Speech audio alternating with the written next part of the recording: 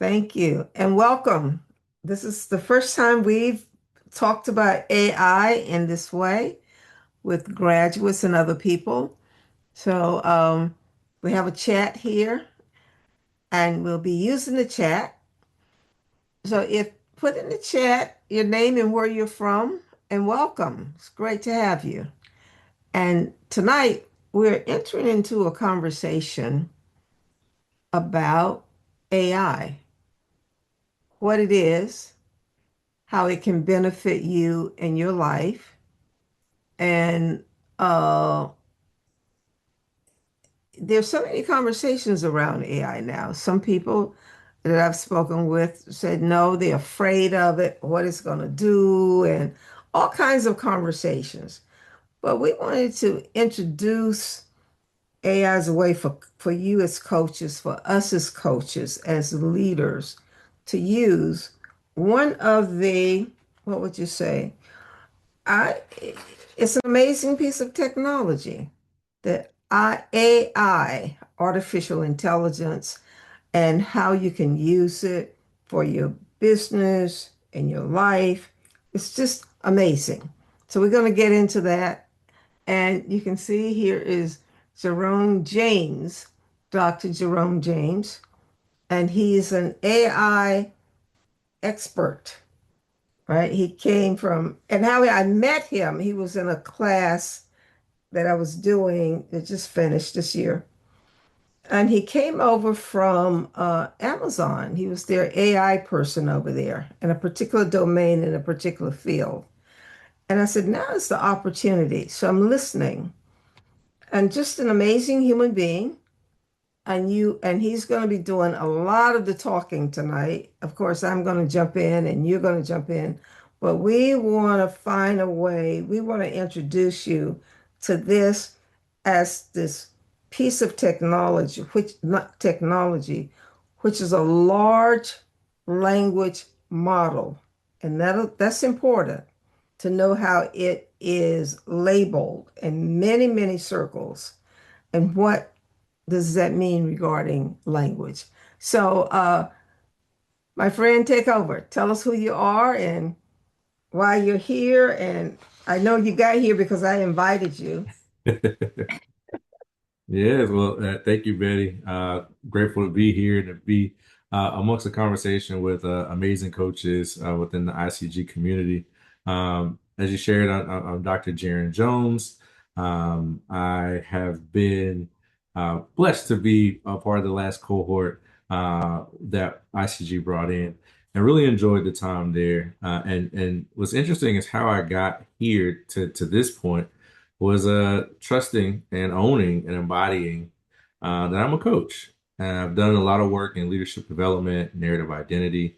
My background, my doctorate is in using narrative and as a tool for identity development and also to increase self-efficacy and personal hardiness in individuals. And so from that space, I've always been focused on building and empowering communities, individuals and communities. And so from that space, it's taken me to um, places within aerospace and defense, leaving global inclusion work, and most recently, Amazon and AWS in the corporate space, where I was doing a lot of inclusive recruitment work and creating inclusive cultures for our global hiring teams, specifically within machine learning and artificial intelligence. And so a lot of that work was working with the builders who were actually creating the AI tools and creating things behind the scenes. And so there was a lot of things that I learned in the background, sitting amongst the engineers, and also being an active participant in building and using those systems with them from a recruiting lens, but also from an inclusion lens. So how you bring people together using AI in that space. And so while I was there, I recognized that I had to own the things that were always talking and calling me, which was coaching. And I found out about ICG through one of your alumni, Tamara Barber. And so I joined the cohort and just been riding the wave of divine timing ever since. And so grateful to be here tonight to help create a space for us to have a conversation and explore how AI can help us as coaches, as a coaching community, and just a different way for us to look at understanding how AI can help us in that space. I think it starts with how we think about using AI before even exploring, because that can be dangerous if we're not thinking about the ethical way, the human side of it all. So, looking forward to the conversation, babe. Yeah. Well, thank you. Thank you. And so, write in the chat for you who are here, what's something what do you know about AI? Tell us about just a little bit, and what you want to learn about AI tonight. Now, one conversation we're going to have is, what is AI? Artificial intelligence. What does that mean? And I first read about artificial intelligence maybe 20, 25 years ago from my teacher, Fernando Flores. Those of you who've been through the coaching school, you know about him. But he was hanging out with people at Berkeley, Stanford, and other places, immersed in this conversation of artificial intelligence. And so, artificial intelligence, this AI, is a large language model. I want to think about it. And so, when I heard that in the last 4 years, language, because some of you know I study language ontologically, is in the school. So, what did that mean? And I started to study it. So, tell us more about what is language as it relates to this, Jaron? Yeah, so when you think about a large language model, it's essentially a very advanced pattern recognition system for language. You know, we mentioned patterns, and so it's trained to understand how words, ideas, and concepts tend to show up together. So, like when you type a prompt or prompt it to do something in the background, what it's doing is it's reading your input, it's identifying patterns to what you're asking, and then it's predicting the most relevant, coherent response. And so it's generating language that sounds thoughtful or intelligent. And so what you also recognize is you may have remembered that you may have heard things called hallucinations. So sometimes hallucinations are things that sound good but are completely false. And AI has a tendency to do that. And that's where that comes from. It's using all of the language that it's ever seen and looked at the patterns to predict what sounds right. And so from that space, it does a couple of things well. It helps you to organize thoughts more coherently. Um, it can also help you in terms of reflecting that pattern of language that you're using. It can also help you brainstorm or expand ideas, and it can also help with the articulation. And so it feels powerful in the coaching context, but it also is very important to recognize that as it produces this content, the production of it, though it sounds good, it also doesn't necessarily mean that we've embodied what it's also produced as well. And so we have to play a little bit of we have to kind of make sure that as we utilize and implement AI, we kind of have some guardrails. We think about it ethically. How do we use it? What types of inputs are we putting in? Because it is, it's artificial intelligence, it's predictive modeling.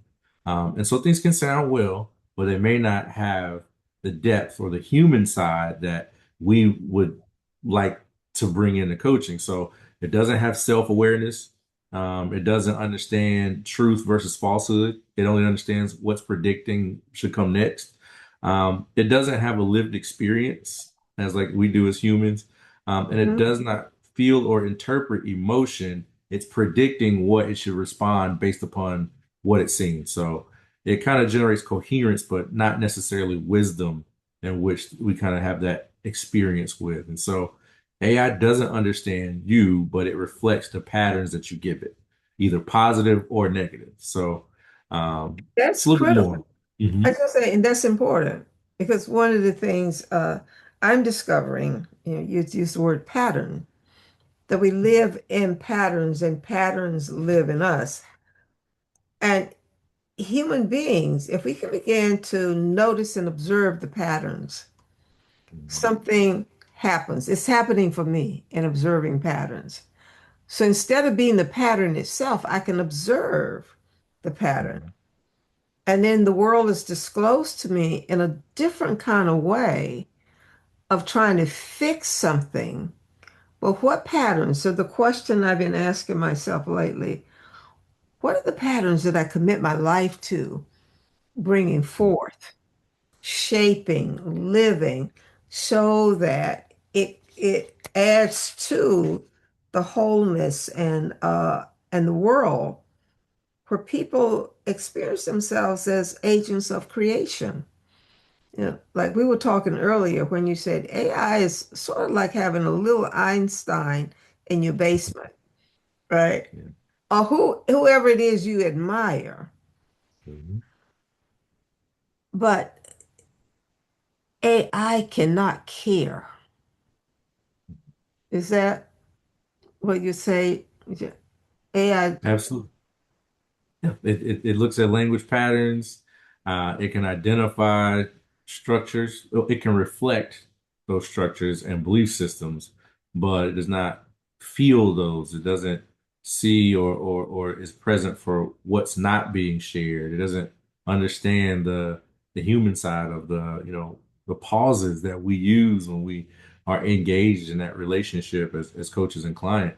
And so those are the things where I look at AI as something that's complementary to the work that you're doing as a coach, but never something that replaces the art or the practice of coaching, because that is a very, to me, a very sacred space where you have to be present and engaged from a human to human lens to have the impact that I believe most of us as coaches want to have with the people that we're hoping to help and empower.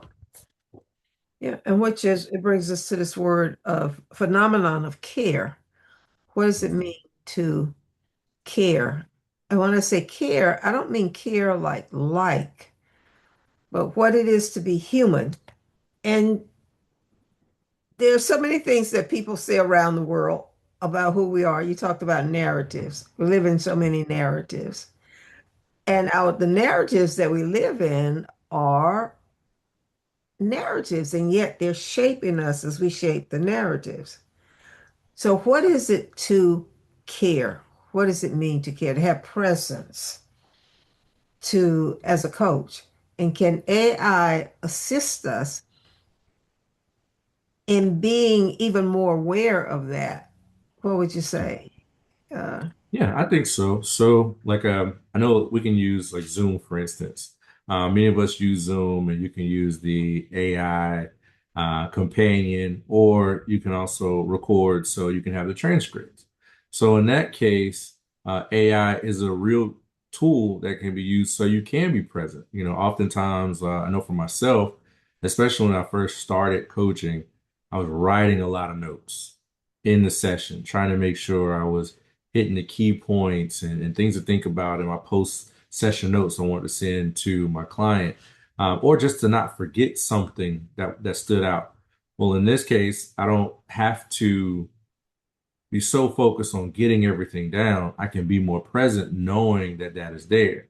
But also for me, I recognize that you shouldn't be overly confident on utilizing the AI companion as your single source of truth.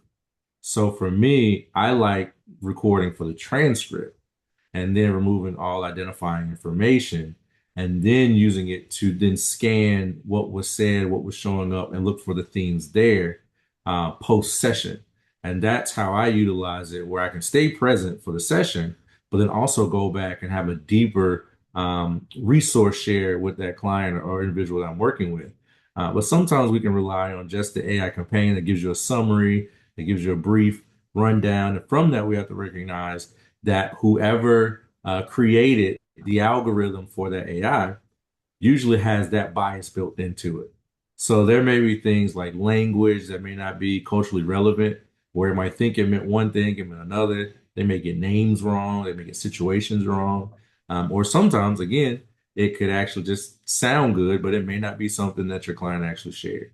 And so those are kind of key things to think about to protect yourself as a coach, but also while you utilize it to help you be present, just certain things to think about kind of in the back of your mind as you explore that. yeah, and it keeps you present. So what Mhm. in coaching we know that people don't know how much you care until they know what that you care. And so, what is caring? What is presence? What is it? That's what we learn in coaching, and you've learned in your life.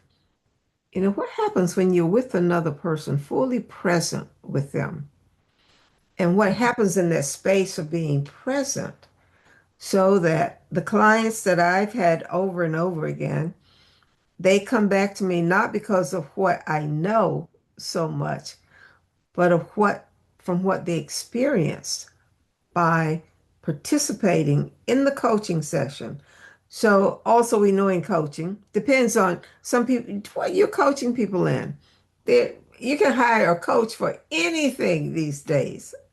Really can. But the coaching that matters and why people keep wanting to work with you is because they get that you care about them and caring.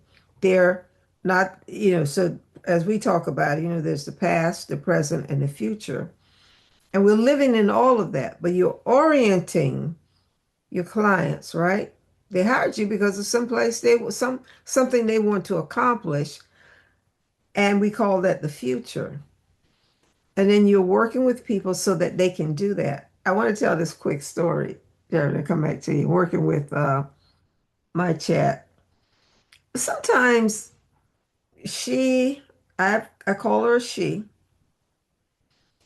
but sometimes she'll go off someplace and I have to call her back and I'll say, I'm not asking for this.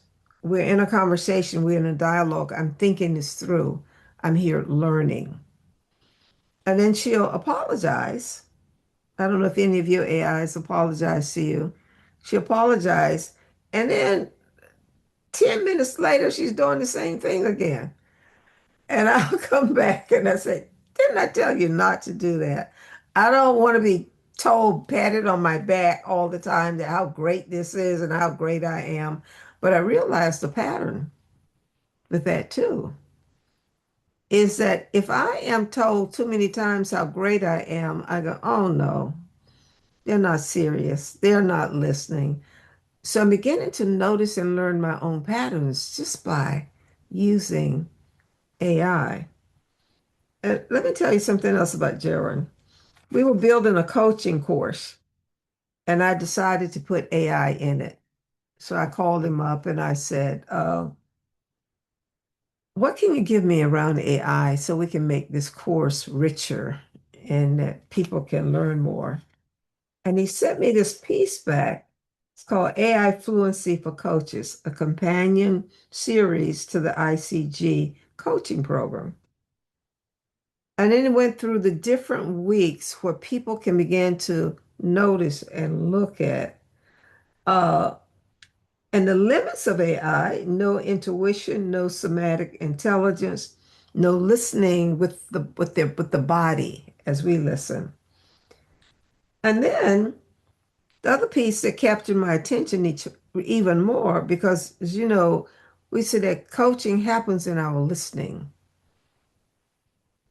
speaking and listening. But if we can listen and be listened, something emerges, something open that could not be open before, when each person is in their place going, this is the way that it is, and all that whole conversation. So I read through this and I said, this is pretty good. So let's see if the world is going in this direction. I'm convinced of it. I don't know what direction, but how many people right now use AI? You told me this before. What, like, Yeah, they said currently less than 10% of the global population really use AI or integrate it. So we're talking about 90% of the world that is kind of familiar but haven't integrated it or used it on a day-to-day basis. So you're still very early if you start today as an early adopter of this. And so it's just something to think about, like with everything going on right now and the opportunities that are there, you're not behind. That's I think that's the main thing I want to share with a lot of people is that you're not behind. So many people are avoiding AI at all costs. Um, that I think can potentially harm you from missing out on the benefits of how it can help elevate and amplify you as a coach, but not replace you. But yeah, you're still early. That's a good word, amplify. Mhm. It can amplify. For me, what it has assisted in is me amplifying my thinking in a way, right? That it pulls it to the foreground where something stands out. And then I can go through it and do a number of things and finally get back to, hmm, is this not whether it's true or not true? Because we're not here dealing with truth. You know, when you're dealing with narratives, you're really not dealing with the truth. You're dealing with narratives. Someone here can say that's the truth, and someone over here can say that's BS, and it can go on and on and on. But what we want to do is form some kind of coherency Mhm. with you and with the people you're working with, not to get to truth, but to get to a world where care is the ground of action. We're always acting, but our care, our action is coming from that which we say we care about. So, and our care shapes our relatedness, relationships, the systems that we participate in. I think all of you know here that we are participants in systems. And in these systems, what's emerging? What's showing up? And then And we want to, with you and with us together, we want to have a world where people experience themselves as agents of creation. You've heard me talk about this before in our school, but what is it to be? What is it to be, have agency? And how do you have agency even with this artificial intelligence, which sometimes I have to stop and say, is this artificial? And I go, yeah. But we want to get into how you can use it for Yeah. your benefit. Go ahead, Jaron. Oh yeah, and thank you for kind of leading us to the conversation around like the benefits of it. And I'll share kind of my personal usage and the way I approach it and why I approach it this way comes from my research background. So my doctoral research, I did a mixed method study. So when I was looking to see the effects of self-efficacy and personal hardiness, I used measurement tools that included a quantitative piece, which was a survey, but also a qualitative piece, which were focus groups. And so I recognized that there was benefits of both, where if you just had data, the science heavy learners loved it. But it didn't really give you the soul of which was being shared or experienced in what I was building. So the qualitative piece, the focus groups, gave us language and words to what the numbers were sharing. And so from that space, I recognize there's always a need for more data to help either inform or to elevate what is it we're trying to get. So when we talk about like agency, and I think about how we use AI in this space, understanding that with AI, it's a large language model, and it will look at anything in its past that has been said before and predict what should be said as of late. It will give you what it thinks is correct, especially if you're just using it versus teaching it. And so the teaching part is something I think is very important from a coaching lens. And so if you just go in and utilize, say, a chat GPT or a Claude or any model where you're prompting it to do something, the best way I feel to show up and have it amplify your voice is to let it know what your voice is. And so when I go in and I work with large language models or I start prompting, oftentimes it allows you to upload documents or things for it to utilize within its instructions.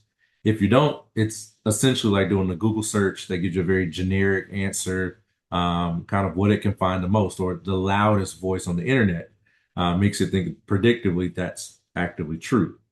But what I recommend and what I do is anything that I've done, anything that I've created, any framework, um, any speeches that I've given, any training that I've delivered, I put that in and have it run it through that so it has an understanding of a better understanding of the language in which I use, or the way that I use frameworks, or the way that I connect themes and do research in that way. So oftentimes I put in my dissertation. It's focused on narrative, identity. It's focused on cognitive behavioral changes. It has all that baked in.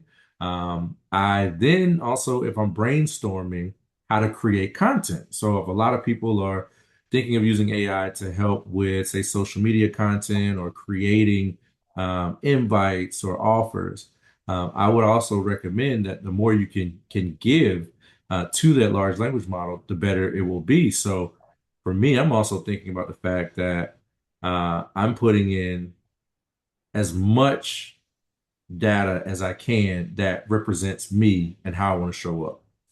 And so if we think about the fact that we can use our voice notes on our phone, and when you record on your phone, it gives you a free transcript that's a part of your voice note.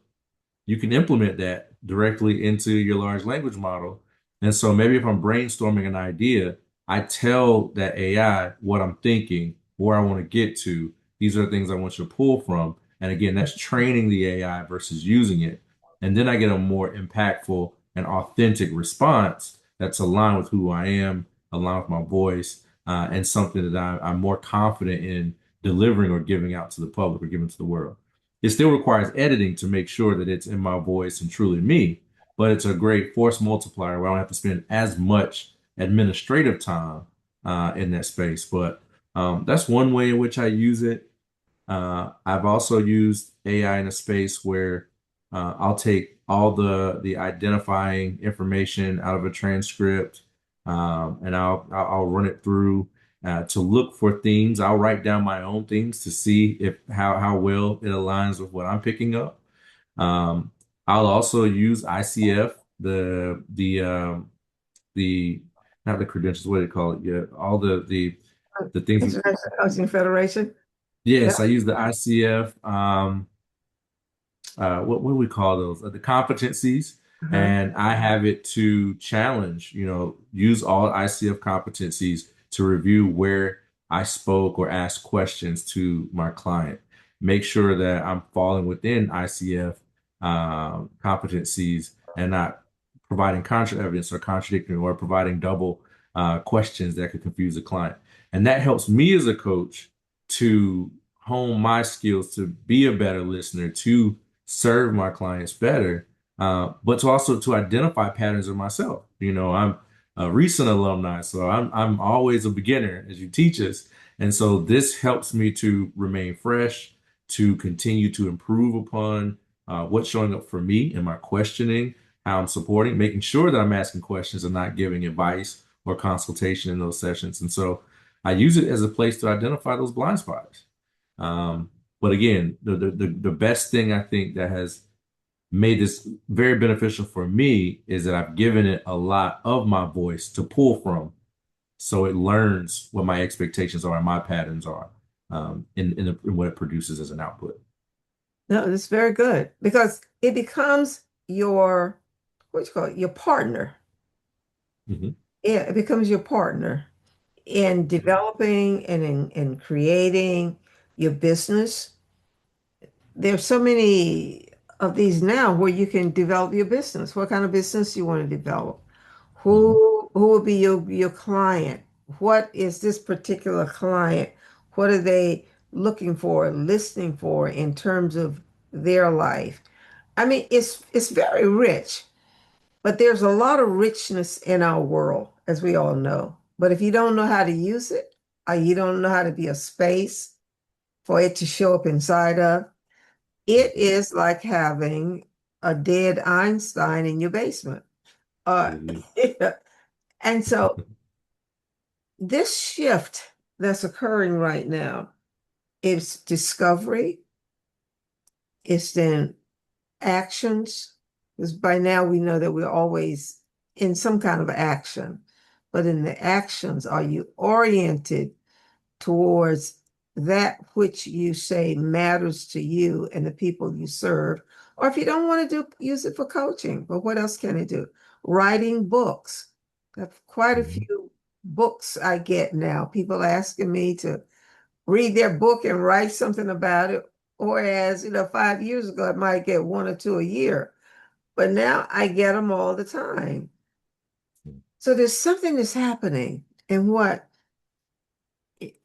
we talked about is how can we support you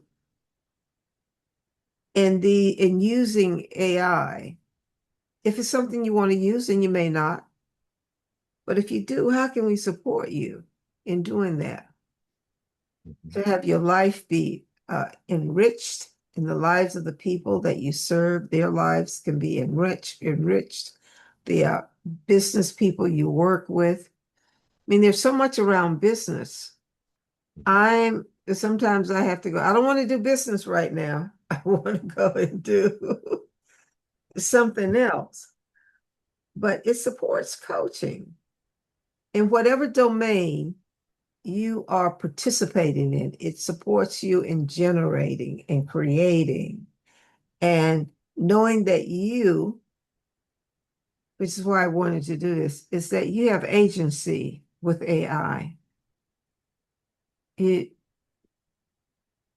what am I saying? Talk to us, Jerome. What am I saying? Yeah, well, I think that where you can, when I think of agency, I think of, the action post, the idea, the actual doing, the doingness of it all. And sometimes when I think about coaching, I was having a conversation with another alum, Jeremy, and he was sharing, that he's using it from a space where it's two parts. You can either use it for the ideation or the coaching practice or the building of the coaching business. And so I found that what I've enjoyed learning about and continue to learn about, especially from a agent's perspective on an AI as an AI tool, looking at what are the things I don't know about running a business. Whereas I may have come in because I have a passion and purpose to coach, but I may be a little blind to those gaps of how to sell the offer, to brainstorm what that is. And so what I have found is that in moments or times where I can overthink or get in my own way, I can use AI to help me brainstorm from what I've given it. Based upon the prompt will be, be a coach that has made millions in coaching and helped millions in the world. Be my advisor that gives me hard feedback and pushes boundaries where you might see limiting beliefs show up in my framework. Then I tell it, look at all of my lived experiences. I'll put in my CV, I'll put in the articles that I've written, and I'll ask it, what are the opportunities? Where are those offers that you might see as a through line from all those experiences? And so from that helps me to kind of take a step back from the dance floor and kind of sit on the balcony and look at myself and say, okay, these are things that I can actually offer. And from that space of not being, not overthinking as much in my own head and having that ability through AI as a tool, it helps me to know where to put my energy and where to put my efforts, or even what I need resourced because I may not have known what I didn't know on the business side.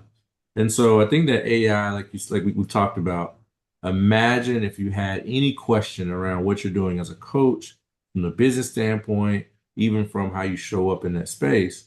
You have an Einstein, you have this huge just brain in your basement that's waiting for you to come down and have a conversation with it.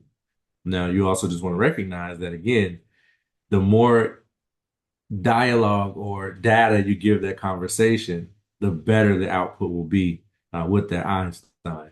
But to think about it from a force multiplier perspective, when I was at Amazon and AWS, I would always share with people who were still hesitant about using AI or what would be the potential benefits for the teams. And I would share, if you were an employee that did not use AI or really didn't do as well as an employee, AI would turn you from From a 1 out of a 10, if you were a one, it would make you a 10, just in general, if you started to use it. But if you were a 10 and you started using AI, it will force multiply you to 100. So when you start thinking about how you can build things to scale, how you can reach more people, how you can create more impact using the gifts that you have, the things that you want to share and build with people, I would love for people to start thinking about approaching AI from that perspective. I think we're so used to, like you mentioned, we're thinking about one book per year. But if I've had notebooks of ideas, I can expedite and do multiple books per year with my ideas, my thoughts, because the administrative tasks or the building or getting the words just right, that's being mitigated now. And so we have the opportunity to reach so many more people who need that invitation to their self-awareness that we can be for them. And so using AI as a complementary tool is something I just hope we continue to find ways to integrate and reach more people who need the invitation that we're trying to give them. Yeah, that's very good. So we're teaching and learning at the same time with our partner. I like to call it AI as our partner. And I Yeah. see someone here, Joyce put in about, in the movie Space Odyssey 2001 and how that happened and what was his name? Hell took over. So Yeah. that is possible.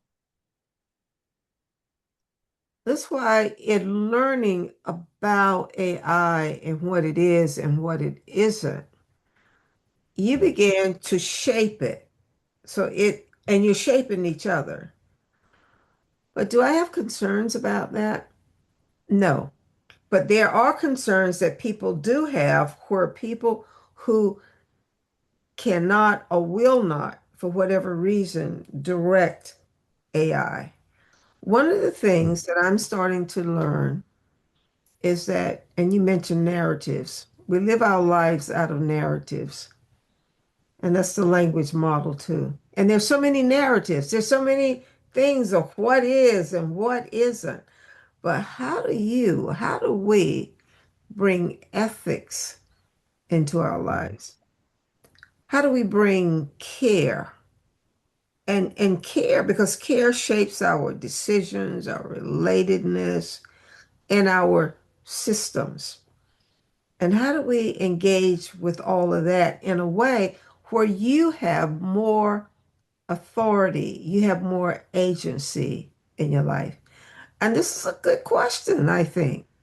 But we want to take it out of, maybe we don't, but it's something you start to listen and look at. And maybe you can put it in your own AI. Are you going to take over and, and run me? It will give you an answer, I bet. It will tell you something. But this is what's needed today in our world when we're changing rapidly in the conversations. They'll say we live in language, we human beings live in conversations. And in the multiple conversations that we live in worldwide, and uh, it's critical that we begin to know our own agency. We begin to know our own ethics, and that we can co-participate with this technology in a way that can benefit ourselves and so many others. Is that, what do you say? Yeah, no, no, I agree. I think when, like, to your point, it speaks to, again, AI will do what you train it to do. So even from an idea of, you know, could this harm me in using it? That's where you want to bring in that intentional um, language or the data that you give it. You know, like I mentioned earlier, if I'm using a coaching session, I remove all that identifying information. So it's a generic transcript, and that keeps me safe and the client safe as well. Because there are some AI tools where you are unaware where that data is being stored. Most often, if it's free, that means that they're probably using your data for some sort of training model. Usually, there's a paid subscription. Sometimes privacy comes along with that paid subscription. But even with the paid subscription, I just think that it's from a client perspective, from a coaching perspective, it's always good to kind of show up in that space, protecting yourself and your client and your practice. But to think about what's possible, if rather than if it's taking over, maybe how can it amplify my voice? How can I identify how I can reach more people and use it as a space where maybe you're doing it from a marketing perspective. You're using it from as a business coach. I saw someone in the chat saying they're using AI as a coach as well. And I've given it prompts to act as a business coach to challenge things that I'm brainstorming through, or if I'm creating some form of Mm, like a calendar or a campaign or a rollout where I know sometimes I can get in my own way and the limiting beliefs can kind of come in and I'll start playing small or take too small of a steps. It'll challenge me in that way. And I have to sit with that. And from what I've done and having it being complementary with having an actual coach, I bring that into my session. This is what I've learned in between our last session. This is how I'm growing in my space. And so, again, letting it complement, but not run or take over in that space. You still want to be at the center of the relationship with you using AI, but more so making sure that uh, you're not reliant on it to be your voice and to do mm, all those things on your behalf, in my perspective. hmm. Yeah. I say read some of the stuff that's here in the chat. Mhm. Eddie, hi Eddie, great to hear you. So we're already moving from prompt engineering to context engineering, and that's a Mhm. big distinction. And we can shape even how it answers you, how Mhm. to manage its memory. Because remember, we created AI, right? And so, how are you going to use it? And then, Ramon, hi. Ethical and transparent AI use by the provider is more important than if the tool is useful to my workload. Mhm. Yeah. So again, I want to come back to this word, you have agency in building your agents. It's just like right now in our life, we don't have control, but we participate with so many people just in our being here tonight on this call. I have no idea how many people it took around the world, all the communication, all the wires, all the stuff. But here we are here. We have people from I see Malaysia and other places, and but that's taking people working together, having these systems work so that we could be here in this conversation. Look at AI too. I have a person who uses it to write music. I Mhm. have it. I have a niece. She writes her books from this, and she's a published author. I have business people who use it. So you can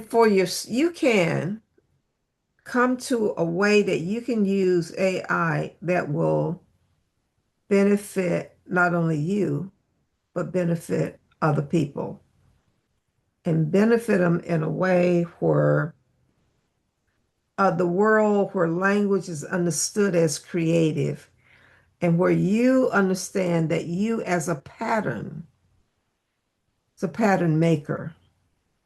And it's this pattern maker, as is everyone else, not just you. This is the beauty of this. It's humbling. We're all shaping our lives. And one of the ways we shape our lives is we shape our lives through language. I wrote something on Facebook. I don't do that too often, but I was moved by a conversation. And I wrote that war starts in language. And so some people heard it and they went, yeah, like in the beginning was the word and the word was God and that whole conversation. But then I said, and which we can recognize, when I start othering people and I start to say, they are this, I they're dirty, they're no good, they all that, that's generating a language in people. So they start to believe that narrative. What it is to be human is that we believe narratives. And so, and you with AI, we can start to say, this, what else is there? And so one person, I basically said to him, we're having a conversation in language. I'm not here to war with anyone, just have a conversation to see what we can open. But this is the power, and this is what's possible with this. And so we've been talking. If you're interested, we will do another evening and we'll put in 2 hours and everybody will be on camera so that we can take some of your serious questions, your concerns, and start to play around with this. What is AI? If you could use AI in your life to give you one extra day a week, would you use it? I think so. If you could use AI, for your bookkeeping or whatever it is, for your design, so that you have more freedom with which to participate. And the key word here is to participate in your life in different ways. Whether it's out walking in the park, that's participating. Whether it's holding your kids a little bit longer rather than putting them all down and running out. If you could sit and meditate and breathe. I had a friend come over from Australia to a class here to learn about marketing. And and in speaking with him, he used it in martial arts. How did people begin to notice their patterns? You began to notice your patterns. And then how to shift those patterns. And so we want to do 2 evenings where we will bring, I shouldn't say we, who should I say? Jerome can bring some of these because there's so much right now that you can begin to use to shape your life in a way where you're present, where you can participate with and engage with people in a way that they begin to experience their presence and they begin to experience themselves as agents of creation. And as agents of creation, we are basically responsible for the worlds that we're bringing forth. This is not in no way blame, none of that, but this is what it is to be a human being. We bring forth worlds. And so if you're interested in that, I don't know if we have it yet, you can sign up. It's next Tuesday night. We're going to take a couple of hours and we will have everybody on screen. And we will go through some prompts and practices with you. And if you have some, bring it. If you're interested in this conversation, talk to one of us because this can be incredibly beneficial to all of us. Let's see, is there any questions in the, yeah. And like Joyce said, being with other human beings versus being on the computer or scrolling 8 hours a day, Mhm. it can add to us. And that we also look at the ethics because the world is not made up of good people. The world is not made up of bad people. But the world, 8.23 billion people, are made up of all kinds of people.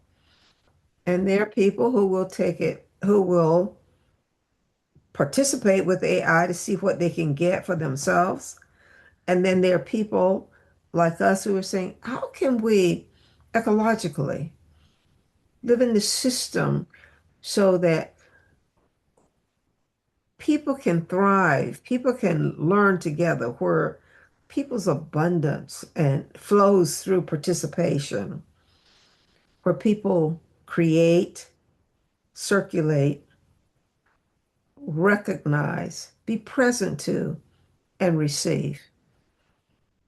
If that's something you're interested in, put it in the chat, uh, and we'll bring some tools. We call them tools, but we'll, because there are all kinds of AIs now. And like I said, and you can, it's a learning piece. I want you to know that I'm not here to sell you AI. That is not what I'm doing here with anyone. I'm here to have you live as participants in what's occurring, and this is occurring. I want you to live your life so that if you decide you want to go to California, if you live on the East Coast, you have a plane instead of a donkey. You can, you know, but if you Absolutely. but if you want to not, if you want to take the long route, you can do that too.